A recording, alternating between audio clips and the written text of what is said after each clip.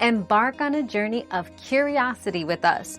What fascinating questions are we exploring today? To transfer money from India to the USA through SBI, you need to follow these steps. 1. Log into your SBI Personal Banking account. 2. Navigate to the Payments, Transfers tab. 3. Select the International Funds Transfer option. 4. Choose SWIFT as your transfer method. Fill in the beneficiary's details, including their bank's SWIFT code and the amount you wish to send. Ensure you have the beneficiary's account number, bank name, and address. Lastly, review your transfer details and confirm. International transaction fees will apply. We've quenched today's curiosity, but there's always more to learn.